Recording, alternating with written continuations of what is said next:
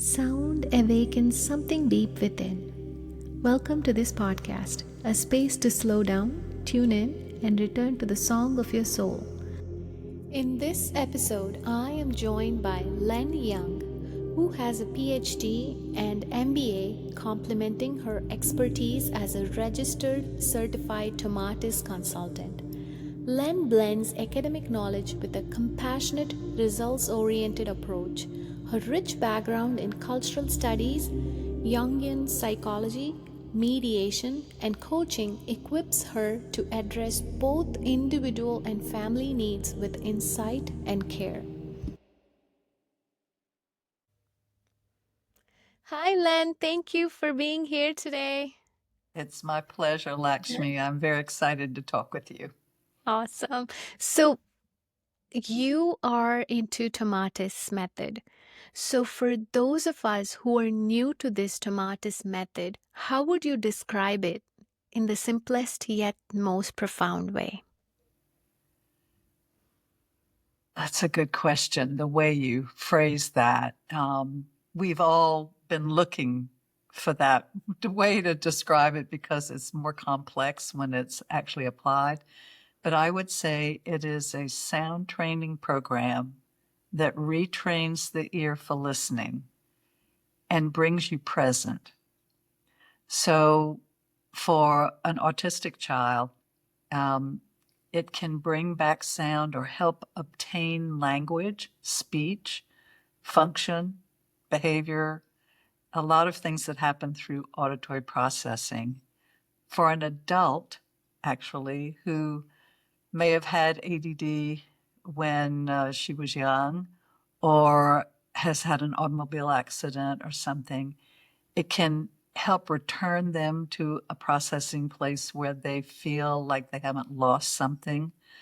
And I find it really can bring someone present. So the auditory processing becomes so clear that when you hear your own thinking and your internal voice, it's hard to ignore it. You can also feel like you're doing 2 or 3 days worth of work in one day. I mean, it really speeds up processing for someone who doesn't really have an issue, but would just like to be clearer in the way they function. That sounds wonderful. Like when it does that kind of efficient tune up of the whole system, does it stay through or is it like a maintenance thing that we have to constantly keep going back and forth? That's a good question, too. It's durable. So we can say it's durable. We can't say permanent because we can have an ear infection or we can be ill or have an accident or an emotional trauma. So I'll give you an example of my own experiences because I do the tomatoes off and on all the time. Yeah.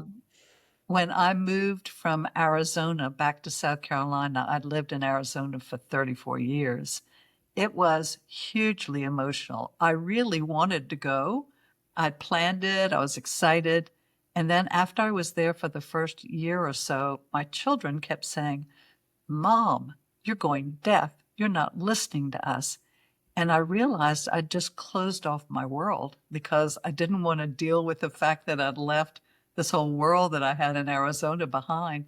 So I finally did a program, and it was as if I just came right back.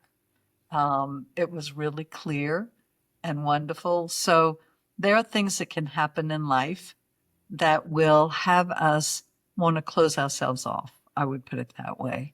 And listening to this programming can bring us back. So I think of it as a program that brings us present when most of my clients have an issue, they have something in their lives they're dealing with, children particularly. It helps them recover from something that might have happened early in their childhood, like ear infections, or if they had a birthing issue and it was very tough on them, or if they had a situation where their mother left for 4 or 5 years to do something and then they didn't see him for that period of time. That's a real separation. And they can be fine and loved and well taken care of, but there is still a break in that communication with a vital person to a person's development. And so there still is something to recover. And so that can be recovered, which is really wonderful to see. It's very rewarding to see that. Wow, it's interesting to know that people who did not have parents growing up could have like an emotional trauma built up over time. Oh, a big one. Actually, one thing we see with adoptions is a child can go into a beautiful family and have a wonderful experience, and they will have separated from the voice of their mother. So Dr. Tomatis was an ear, nose, and throat doctor, and there are a couple of things that over time he's really emphasized. Well, he did, he's passed away. One of the things is that the mother's voice is critical in human development. So early at like 4 months or 5 months in utero, the fetus starts to hear sound, and the ear is developed enough that it can hear sound from the mother's voice and from the environment around the mother. So it would make sense that if he's taken away immediately at birth and given to new parents, he no longer hears that developmental voice that helps him gain language, understands his world, made him feel comfortable and warm and loved. It's gone. So that's an emotional break. The new family can certainly make that up, but there's got to be a little bit that's left. And what we see is those things can come up in a great situation. By the time a child is in first or second grade, you start to see some learning issues. They can live through them, overcome them, have a wonderful life, and never do anything about it. But if there's something that is big that comes up, then they're able to reclaim some of that. And one thing Dr. Tomatis wrote, I'm not sure which book it was in, but he wrote that Mozart was a wonderful mother. And so in using Mozart as part of the programming, it really helps to heal that. It's amazing to watch. Right. And what inspired Dr. Tomatis to develop his approach, and what core principles make it unique compared to other sound-based therapists? Okay, so those are two questions. So what inspired him? His father was an opera singer, and his father came to him a number of times and asked if he could help heal his colleagues because they were losing some of the sounds they were singing. And so Dr. Tomatis started to work with them, and he used things that they used to use for the throat, and they didn't seem to work. And so he thought, how in the world could I help get them back the sounds that they're missing? I didn't realize if they sang certain sounds over and over and over again, they could start to lose those in their hearing. So he created a piece of equipment called an electronic ear, and he started working with singers. So he put on headphones, and then he would start to move the sounds around on the piece of equipment, and he could hear them. They could come back, and then they would disappear. The singers could see immediately what was happening to them. And then he figured out he needed to provide some way for the ears to be exercised. So you and I are talking through air conduction. That's through our ears. We also have bone conduction, which is how we hear when we're a fetus, when we're in the placenta. It's through our mother's skeletal system. And when we're born, we hold on to some of that bone conduction, even though we mainly hear through the air. So if we have any kind of trauma, our air conduction is interrupted, and we might retreat to our bone conduction. And so there's not a real scientific proof that this is what's occurring. We just have known over many years, so 70 years or so, that this is what happens or appears to happen, because somewhere on the tonal scale, when someone has a trauma, it's interrupted, and we're able to use the bone conduction with the air conduction to retrain the ear. So now I'll go back to the ear. The outer ear is the way where the sound comes in for air conduction. But if we have bone conduction going on, it goes through the crown. Okay. And the middle ear is where we have two very fine muscles. And, I thought I wrote them down so I could say them because sometimes I forget them. The stapedius muscle, anyway, they're the two tiniest muscles in our body. And those two muscles can weaken if bone conduction is more dominant in the way we take in sound. And so those weaker muscles actually activate the inner ear. The inner ear has two nerves, the cochlear and the vestibular nerves, and they're both very important. So the cochlea has everything to do with communication, and the vestibular has to do with how we go about living in the world, how we stand up, how we play sports, how we walk in a mall, how we go to a concert, how we interact with our friends bodily, how we feel about ourselves as far as just being in the world. They both go into the brain as one nerve called the vestibulocochlear nerve. And that nerve connects to something called the vagus nerve. You probably know it with your background about the vagus nerve. And the vagus nerve connects to many parts of our body, all the way down the spine, many of our bodily functions. So Dr. Tomatis found if he could retrain the ear to strengthen those two little muscles in the middle ear, he might be able to affect change in the inner ear and how the nervous system works and how the muscles work. And it becomes an interesting, complex situation, but it's simple to describe because it's all based on physiology. Right. So he worked with some large number of different classical musics, and he wanted to do something that was non-invasive because he felt like the human body would correct itself. And Right. this is actually what happens. He chose Mozart because for the most part, it has the least amount of effect emotionally as a piece of music. And there are so many pieces of Mozart. He uses Strauss to work on the vestibular system. And in more recent years, so the Tomatis company now has started using other pieces of music for different things. I'm still sticking mostly to Mozart and Strauss and Gregorian chant. So that's an interesting thing too. Right.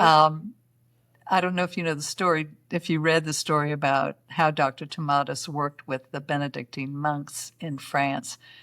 But it's wonderful because he was called in, I think in the mid-40s, 1940s, probably right after the war, or maybe that must be after the war, but it was in the 40s, to come solve a problem because the monks were becoming very unproductive with their winery. And it was how they lived and worked, and it was how they made their money. And Dr. Tomatis, after studying, realized they had stopped all the chanting. The monks would chant for so many hours a day, every day. And as soon as they stopped, the monks went into sort of depression, I guess. So he said, immediately start the chanting again. And within days, they were happier, the whole place was working better, and they were productive. So Dr. Tomatis brought the chants into the Tomatis method. So I use those. They actually work on the full body, whereas we can take Mozart, well, we can filter the chants as well. But more than anything, we can filter Mozart and Strauss and work on the tonal scale to sort of bring back sounds that may be weak, or to bring overtones for singers. Or for speech and language to just help bring in speech so you can hear it. So that's how he actually came about being interested. His father brought it to him.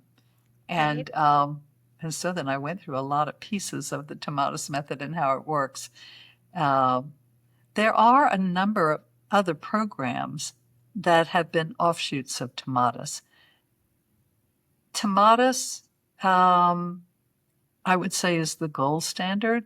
It's the one that has stuck to the same protocol for the most part. We are changing some of the protocol now in order to reach people who don't have 2 hours a day to listen. Right. And so we've created some new protocols, which we're all trying out now with new equipment, which is very exciting, this new equipment. But these other programs, there's some people who really accomplished a lot. So if people can only get to one of these other programs, like the listening program, or Paul Medall out of Canada has a program, and the people out of Denver have a program. So it does something. I do know that that the listening program and the man who's created that comes from a long line of family healing, like OTs and PTs and stuff. And he's had some great success with some of his programming. So sound training is a really wonderful option for helping people to come back to a more natural way of being if something has taken them off on a different road. That sounds wonderful. And can you share a story, like a success story of a child or an adult who was on the Tomatis method? I have a lot of them Yeah. actually, but I can share one. And there's a book called The Listening Journey for Children. And then there's a listening journey for adults that comes out of Australia through Francois Nikolov, who is one of our colleagues there. I'm in both of them with a research project because they were all case studies. But I'll tell you about this one because I'm from South Carolina, so I would travel back there, and if anybody wanted to do the program there, then I would test them there and do it. So this mother found me with her 19-year-old autistic son. She actually had adopted him, and from about 2 or 2.5 on, he was diagnosed with autism. Worse than that, I mean, it was one of the more difficult situations I'd seen. He could never be left alone. He moved constantly, so his body couldn't sit still. Something was going on with his vestibular system. He leaned over, so he couldn't stand up straight. And it was hard for him to look me in the eye. I remember that. But I thought, okay, I'll try a listening test. Explained to his mother that we might get nothing from it.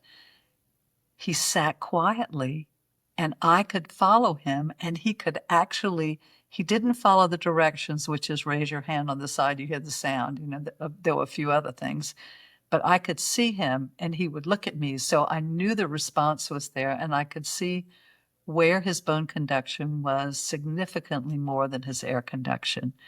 So I agreed to try it with her. And he started the program, and in the first let's just say week, he started to stand up and straight. But by the end of the first week, he realized that he was not part of his mother. He realized he was separate. And it was the first time he had realized that he was a separate person, human. And he became very upset, and he started breaking all the pots on her porch. And he was a big man, 6'2". I mean, it was really interesting, kind person, but he was angry that he didn't know that he was a separate person. This was new news to him. So his mother called me and she said, I have to stop. I can't do this. He's bigger than I am. I can't control him. And I said, okay, if you have to stop, absolutely. But you'll come back to me because already some things are changing, and you'll know the changes will slow down and you'll want to continue. So if you come back, you have to do 3 sessions. You have to start over and you have to do 2 more sessions. Right. Well, about 3 minutes later, I got a call from her. We need to do it. It's just not working. So into the second session, into the second part of the second session, she called me, and he had walked into the kitchen and in a stream of words had asked for breakfast, and he had never spoken in his life. He said, Wow. I want eggs, bacon, pancakes, orange juice, please. So he Oh, didn't say please clearly, but what that showed was he not only knew the words, so the speech therapy she'd given him for most of his life, he was 19, was a long time. That paid off somewhere along the way. The words were going in. And he said, please.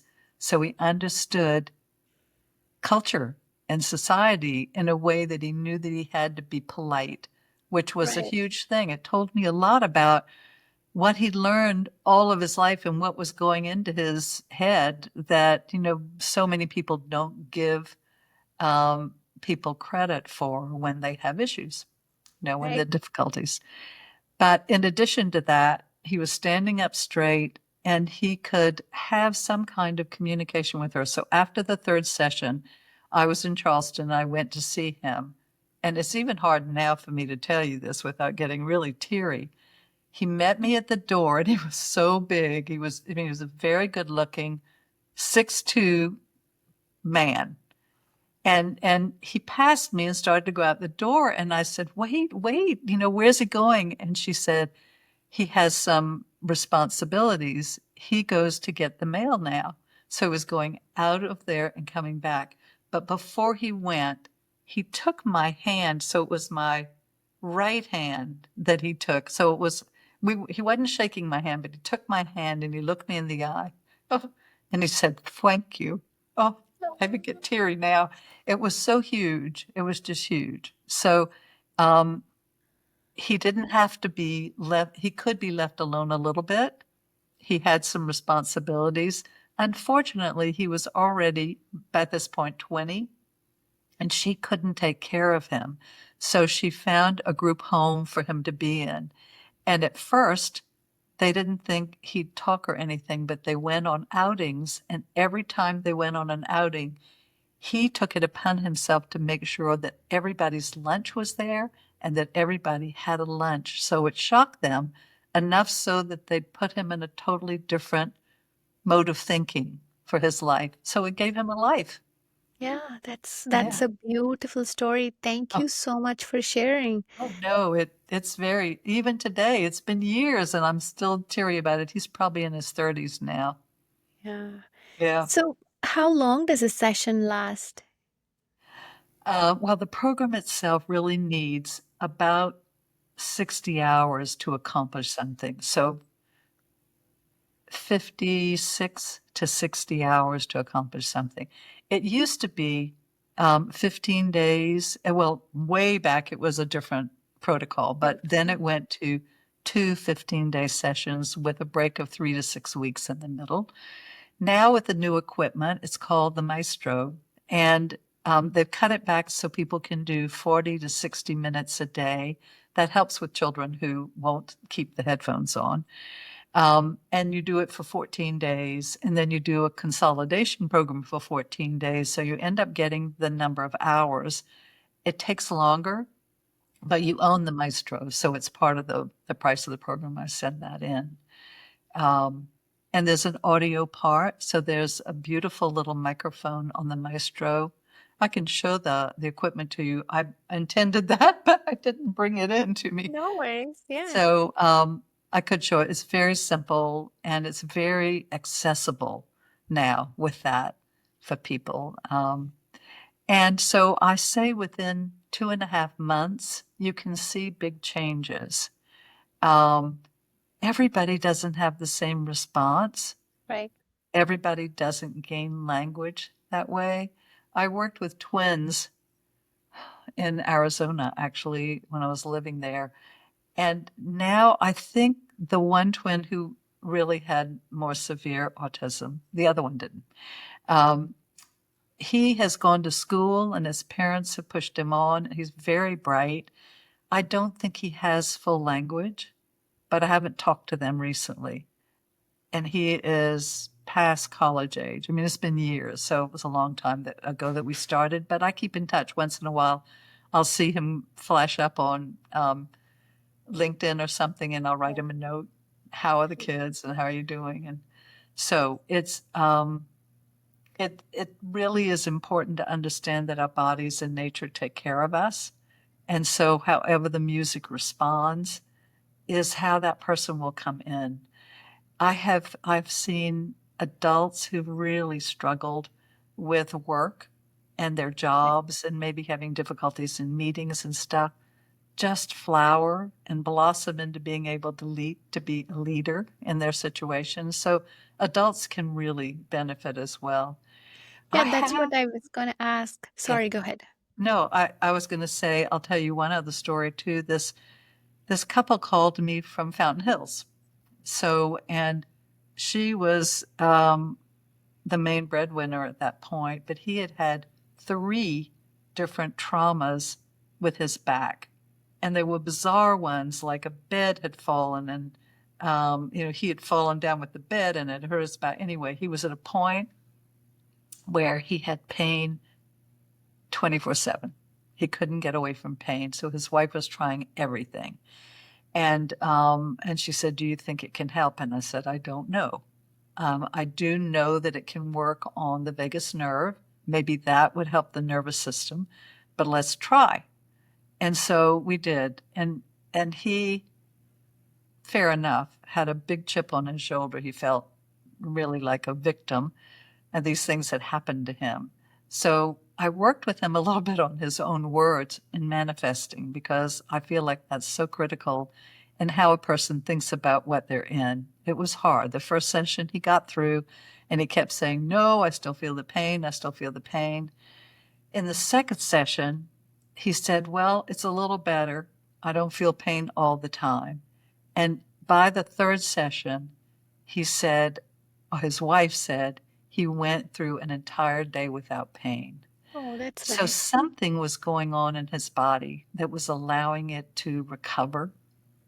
We can't say really heal. It's not a medical Right. process, but something was going on that really helped him.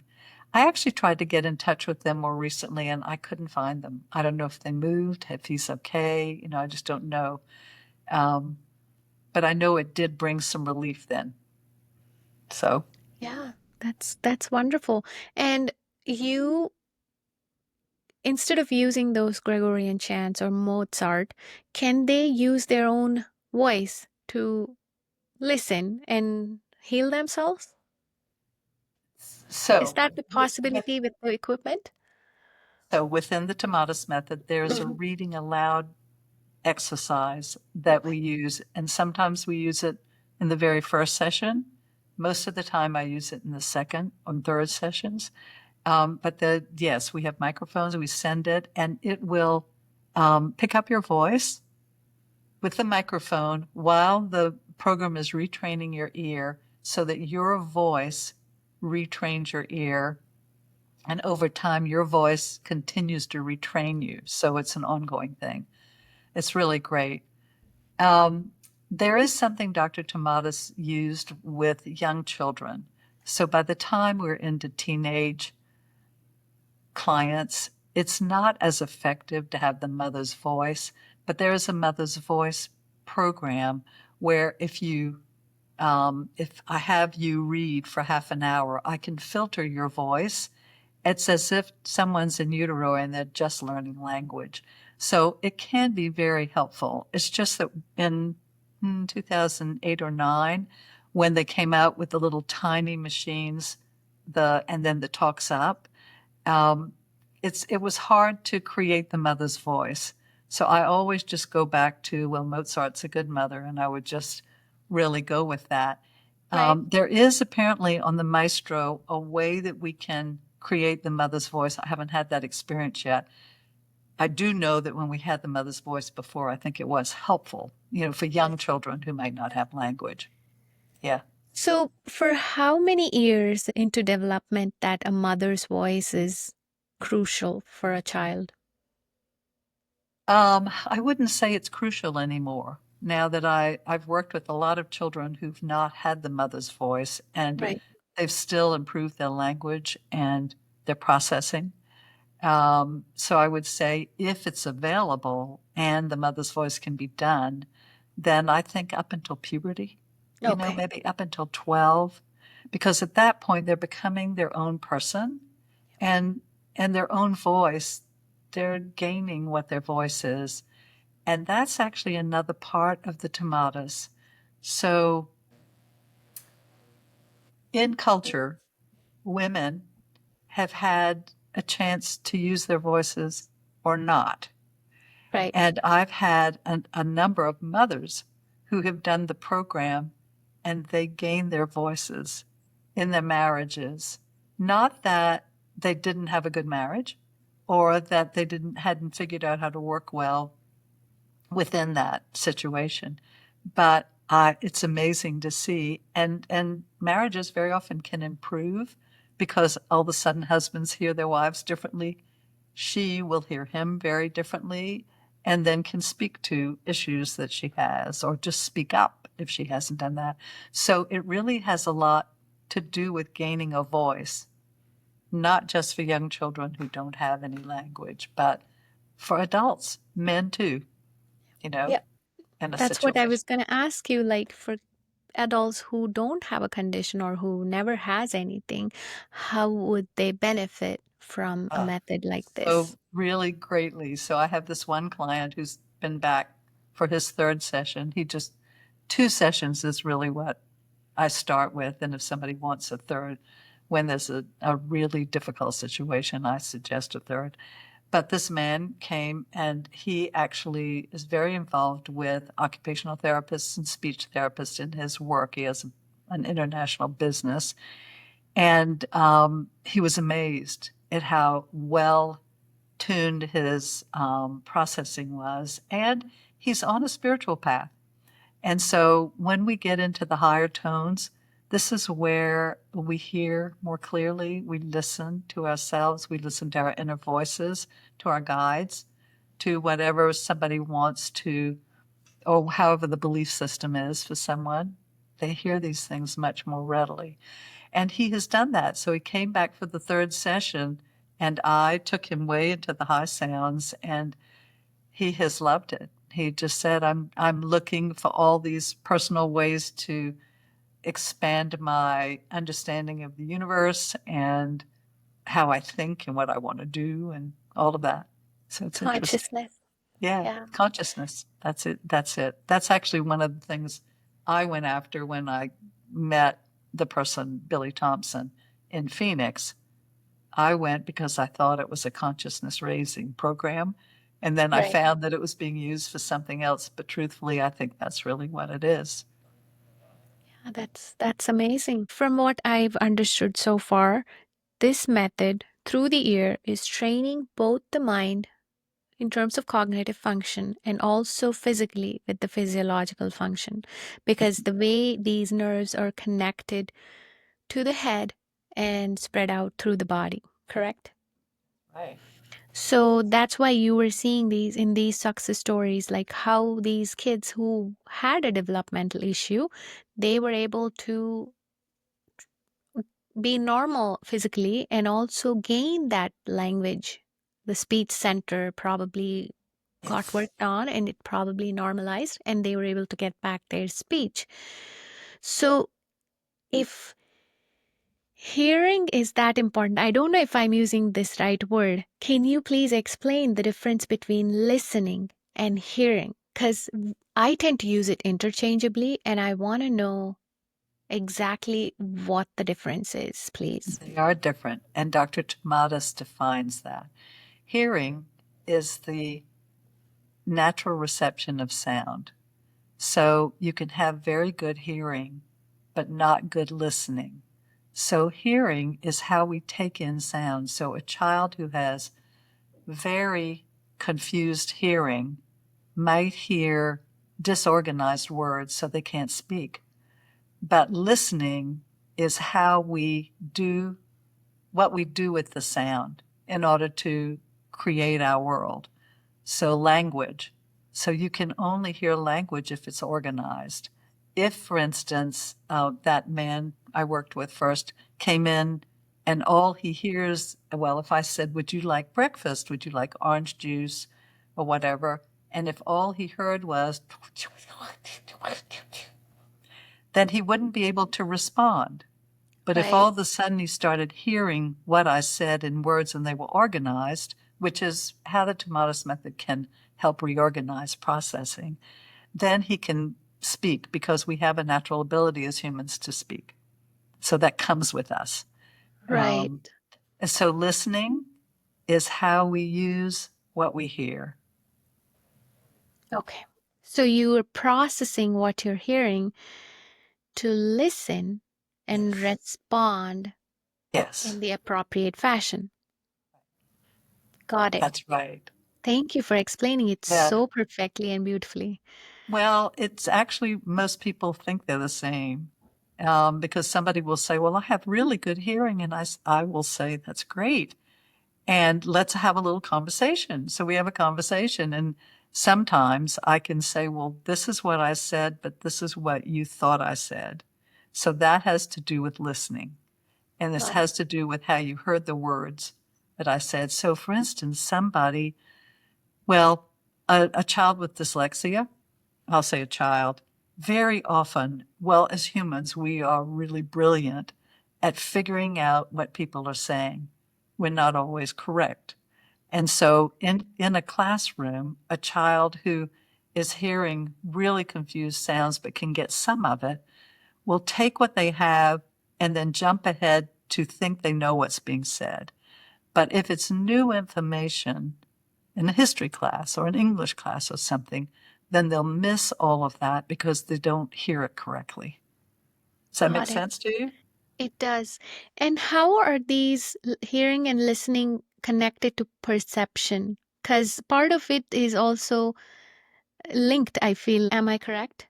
You are, and now we're talking philosophy a little bit, but perception has to do with an executive function of Okay. understanding what's going on, what you know in your environment, how you live, all of the pieces of what we grow up in, our home life, our work life, lives, I should say. And so what we hear, we identify our listening, we take in we process based on what we've been taught and what we hear. So perception comes from all of that. As we grow as adults, we have more and more experiences. And so it changes how we might perceive something, or our education might expand how we perceive a situation. And that will have to do with how we respond. That makes total sense now. Yeah, because the same thing may be perceived in different ways by different people. So this all kind of adds up because it's the way, They are. They are definitely perceived because, differently. yeah, because the way they hear, how they process by listening, and then the way they respond, they are all kind of linked. I can give you an example. This is one that I thought was really a great experience for me, but I was still getting my doctorate in mythology. And so this doesn't have to do with tomatoes, but one of my colleagues' husband teaches at the UCLA International Business School, well, the business school, but he had this group of international students on this very intense program. And she asked if we could come teach a class using mythology. And so we chose two different myths. We each, and we did them together. And I walked into this classroom, and it was before everybody had it, but there was so much technology. Everything was beautiful. There were everything. And all the students started walking in with laptops under their arms. And that had never, that wasn't the way school was then. So this was in 2001 or two. Mhm. So all the students had laptops, and I thought, oh, whoa, this is not my comfort zone. What are we going to do? So I asked Esther, I said, Esther, I'm Southern. Let's go introduce ourselves to everybody. Let's just go around. We'll meet them. They were from everywhere, China and Japan and Asia, a lot of Asians, and then Europe and around the United States, but really more international students. Right. So meeting them was very helpful for me because I sort of knew who was in the audience, and we could actually talk about some of this relative to their cultures because we were studying myths from every country. Um, and at the end, after it was over, actually her husband got some of the best responses to this because of what happened. The people who came up were Asian. So I would say two Chinese people and maybe one Japanese. And Esther and I were both talking to them. And I remember this man walked up to me, young man, and almost teary. And he said, "Do you think this would work in my culture?" And I said, "Well, what do you mean?" And he said, "Do you think that if I told a story and told them, asked them to put themselves in somebody else's shoes, which is what we were doing because it had to do with Oedipus and anyway, Right. he, I said, yes, I think it would work. But that would be a way to start changing perception, which is Right. if I come from the United States, what is my belief system? If you come from China, what is your belief system? Or if you come from Japan, where you're told from the time you're born, this is how you're going to grow up and this is what your culture is. And that's changing now. But back then it was still very much that way. How would people perceive what you were saying? And it was really, we got a lot of things written to us because perception was changing. It was very interesting. Yeah, that's it. That is very interesting because it it now makes all sense because everything is connected to how we process here through It hearing. is. It is. And it is our auditory processing. It's what we learn growing up, and it's where we live and information we take in. Very interesting. And the sound of it, like it's just pure sound, and the sound can do all these different vibrations. Well, actually, the sound is we take the sound as it comes and we can work on it. We can work with bone and air conduction on the headphones, and we can work with different tones on the tonal scale, and we can work with balance. So we can change different aspects of that depending on what's going on with the person. So we move slowly for someone Right. who's autistic, and we can move more quickly to, for instance, the man from the business who came to do the program. Right. That's Yeah. beautiful, like how it can be programmable to the individual and you can pace it accordingly. Yeah. And help them with areas they really want to focus on. That's wonderful. So actually, I can tell you too that one of the big areas, particularly in Europe, is learning foreign language. And there's one center that's only foreign language learning. And I think it's in Belgium because they have so much international work going on there. I'm sorry, I have a bug in my house. Um, and so there's that. And also, Paris does a lot of work with theatrical personalities, people who are in plays or in Right. movies, and they come to clarify their voices. So it really helps.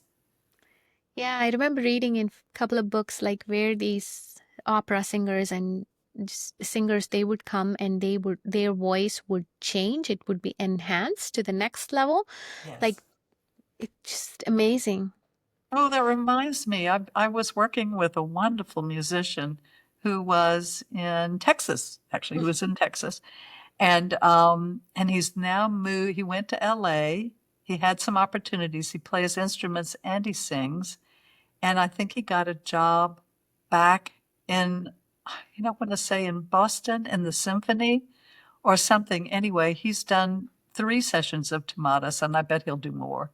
He just loved it, and he could see a big difference in his music. It was fun. The way he sings, that's beautiful. And I am curious to know why Dr. Tomatis chose Mozart. It makes sense because he mentioned Mozart as the mother of all, right? What about the Gregorian chants?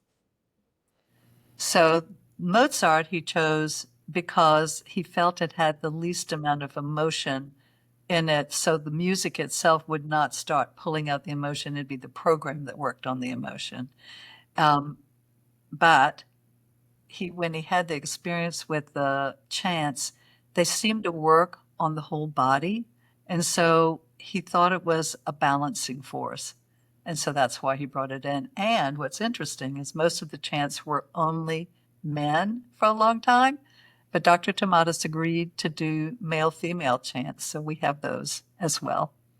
And does it matter if it's male or female, or is it I what are think the benefits of no, each I think it was just a choice choice? of, and The it probably listener. was cultural. It might Okay. be cultural where women don't want to only hear men. Or, for instance, we had an Israel, there was a center in Israel. I don't know if it's still there, but they had to decide whether they would use the Gregorian chant sometimes because some of their Jewish clients didn't want it. And actually, I've had some Catholic clients who've said, please don't give me the Gregorian chants. I have early childhood issues with the chanting. Okay. Others who said, I love it, give me more. So it really is client by client. It's interesting. Again, it depends on perception and how open they are to Yeah. what's out there. Right. And it's a personal preference. So, can you help me understand like how air conduction and bone conduction is happening and how each one has its own benefits and how maybe bone conduction a little higher, right, on the scale? So, um, so some of that can come if you ever train the Tomatis method, because it's a lot about how you work things out. But we can change the music that's coming in through bone conduction, which comes through the crown, and the music that's coming in through air conduction through the ears, up to 2.5 seconds. So we can time the music to slow down or speed up, which actually helps the ear muscles. It's like you're at the gym and you're going in and out with, Right. So we can do that with bone and air conduction. And it's really important to know how to do that and what it does. But if a muscle has just become very dormant, it's not working, then you have to start it out slowly. So you'll back down the music to move more slowly and speed it up. If, for instance, the bone conduction is stronger, then you'll want to make the air conduction stronger, or it's a way to work with the two of them together. We have filtering.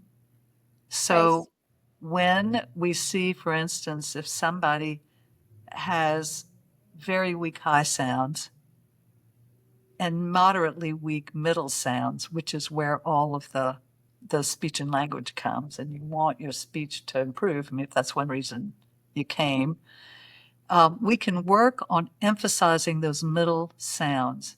And so we'll drop off the lower sounds and drop off the higher sounds and really work on the middle sounds.